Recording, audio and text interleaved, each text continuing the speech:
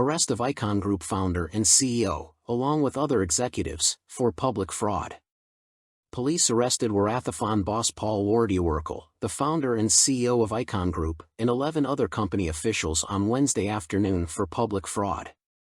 Warathaphon, 41, was taken into custody at the Consumer Protection Commission's office, where he had been making a statement regarding his online sales company, which is under investigation for alleged pyramid schemes and fraud. The CEO of the Icon Group Co. refused to speak to the press.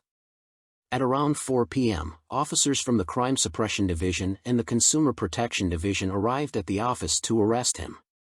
Earlier that day, the criminal court had issued arrest warrants for Warathaphon and 17 others, including some celebrities, for public fraud and inserting false information into a computer system. Police took Warathaphon to search his home and company offices for evidence, before transferring him to the Central Investigation Bureau. 8 other individuals associated with the company were also arrested on Wednesday, according to the police.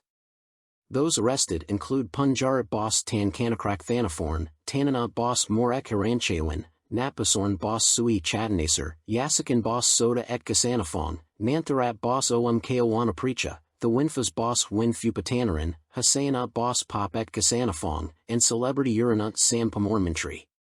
Earlier on Wednesday, police raided the Icon Wellness Center in Bangkok to search for boss Mor Ek, a medical technician accused of falsely presenting himself as a doctor. Although he was not present during the raid, he was later arrested along with others. Additionally, police arrested actress Pachaya boss Min Watanamantri, Walalak boss Oil Jengsawan, and Thanarat boss Offita Jeriawat, bringing the total number of suspects held to 12. The 3 were also taken to the Central Investigation Bureau for questioning. According to a source, Crime Suppression Division Commander Major General Mantri Theskan ordered preparations to interrogate the fraud suspects and asked for detention cells to be cleaned. More arrests are expected, with 12 out of the 18 suspects already detained. Public consultation on Casino and Entertainment Complex Bill completed. A public hearing on the draft law for casino and entertainment complexes has been completed, with feedback set to be submitted to the Cabinet, according to the Fiscal Policy Office, FPO, of the Ministry of Finance. The FPO and the Digital Government Development Agency collected public opinions through their websites from August 2 to 18. The proposed bill aims to establish entertainment complexes and legalize casino operations within them. Supporters argue that the tourism industry generates significant revenue for the country and that these complexes could further boost tourist spending. The bill outlines that approved operators would receive 30-year licenses, with an initial registration fee of 5 billion baht and an annual payment of 1 billion baht. Operations would be reviewed every 5 years, and the license could be extended for an additional 10 years after the 30-year term. The complexes would be open to all foreigners, while Thai citizens would need to pay an entry fee of 5,000 baht.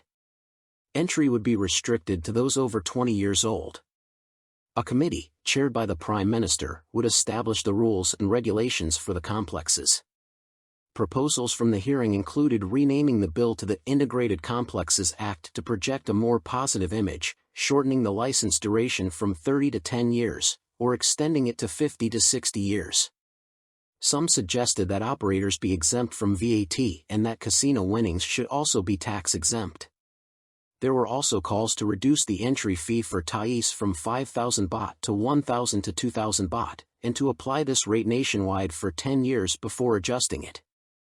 Participants recommended locating the complexes in major tourist provinces such as Phuket, Chiang Mai, Chon Buri, Rayong, or Hua Hin.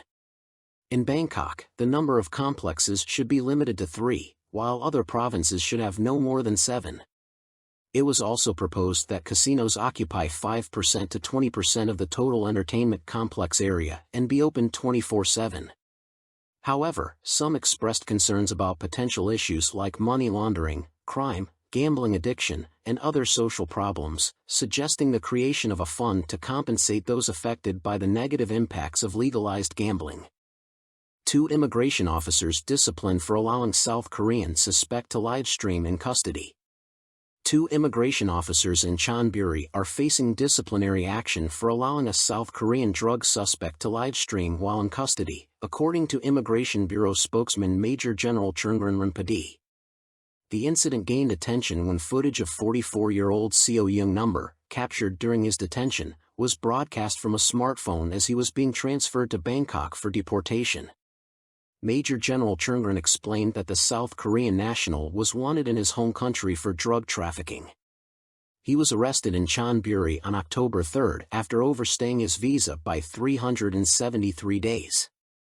Pattaya court handed him a suspended sentence and a 3,000 baht fine, and he was held pending deportation. He was then transferred to the Bang Lamung police station in Chon Buri and later to the Bangkok Immigration Detention Center. While en route to Bangkok on Tuesday, the suspect live-streamed photos and videos from the vehicle. At that time, he was under the supervision of two Chon Buri immigration officers, Lieutenant Promote Fuing Fong and Sergeant Athit Thon Bai, according to Major General Chon. He emphasized that all detainees must be closely monitored, especially those involved in drug-related cases, regardless of the court's verdict.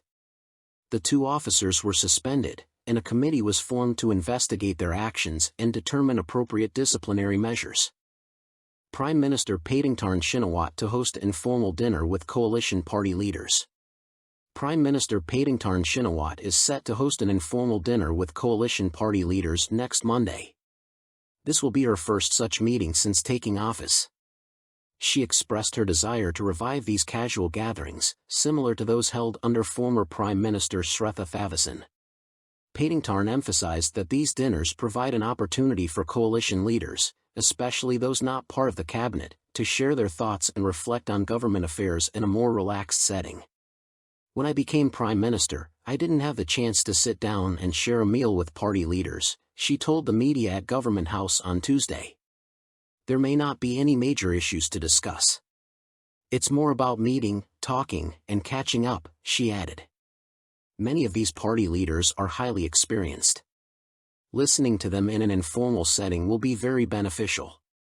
Asked if there were any key topics she would discuss during the dinner, Paetongtarn said there were plenty of issues to cover, considering her 2 months in office, and that collaboration was essential for moving forward. She also touched on constitutional reform, mentioning that efforts were underway to ensure it would happen during this government's term.